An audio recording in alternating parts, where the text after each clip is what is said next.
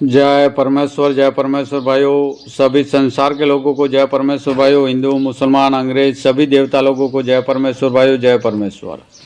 तो भाइयों, साधन उपदास महाराज लिखी किताब जगत हितकारिणी पेज नंबर 61 से पढ़ करके सुनाते हैं। तो भाइयों, साधन उपदास महाराज ने इस किताब में बताया है, वही पढ़ करके सुनाते हैं। तो भाइयों, हिंदू, मुसलमान, अंग्रेज और सातों आठों विलायतों के राजा, बादशाह व रैयत सबके आगे हाथ जोड़ करके अर्ज करते, यह किताब जगत हितकारिणी एक बार जरूर पढ़े और पढ़ करके इंसाफ करे। तो भाइयों, यह किताब इंसाफ के वास्ते पढ़ करके सभी संसार के लोगों को सुनाते। तो भाइयों, हिंदू, मुसलमान, अंग्रेज और सातों आठों विलायतों के राजा, बादशाह व रैयत सबके आगे हाथ जोड़ करके अर्ज करते, यह किताब एक बार जरूर पढ़े और पढ़ करके इंसाफ करे। तो भाइयों, यह किताब परमेश्वर के लेके पढ़ करके सभी संसार के लोगों को सुनाते।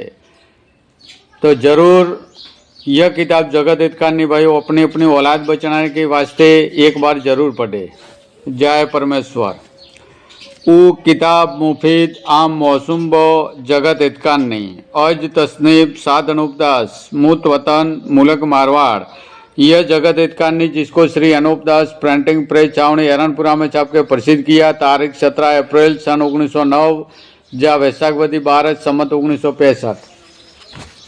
जय परमेश्वर भाइयों। पेज नंबर 61 को रावण ने समामुख होकर दुखी किया और कल्पाया। जब शनिचर जी ने दुनिया में रावण के राक्षसी पाप को जाहिर किया कि रावण गुप्ती पाप कराता है, उसकी तलाश करनी चाहिए। अलावा इसके रावण ने राक्षसी वेद और राक्षसी वेद की किताबें और टिप्पणा वगैरह चला दिए थे और टिप्पणों को रपेश्वर लोग संसार में बाजते फिरते थे। सो उनकी तलाश करो। अगर तलाश ना करोगे तो यह सब जहान को गारत कर देंगे। परंतु रावण के जाल की खबर राजा बादशाह को हुई तो उन्होंने उसी वक्त अपनी रैयत से सलाह करके बड़ी भारी फौज तैयार की और अपनी फौज के वसीले से और जोर से रावण को रावण के भाई बेटे समेत और मय फौज वगैरह के गिरफ्तार कर लिया। जब रावण के भाई भविष्य को बड़ी भारी शर्मिंदगी हुई कि जो न्याय दर्जे की शर्म और आबरू रखता था, इससे भविष्य ने अपने बड़े भाई का जाल कुल जहान के लोगों पर जाहिर कर दिया कि जो रावण ने राक्षसी विद्या का पाप चलाया था। मगर पेस्तर लंका जाहिर नहीं थी, पोशिंदा थी, परंतु भविष्य के बताने से और शनिश्चर के कहने से संसार में जाहिर हुई है, जिसका हाल साफ तौर पर किताबों से साबित होता है।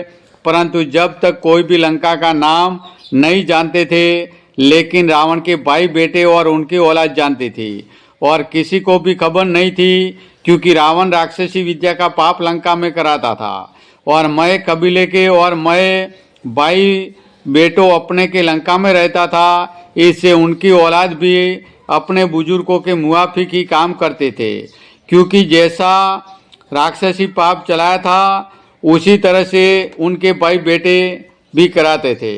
परंतु जबकि उनके पाप को संसार ने एक दिल होकर छोड़ा दिया, तो कुछ दिन गुजरने के बाद हरनाकंस वगैरह ने भी तरह तरह से राक्षसी पाप चलाया था, जिसका हाल साफ तौर से ऊपर लिखा गया।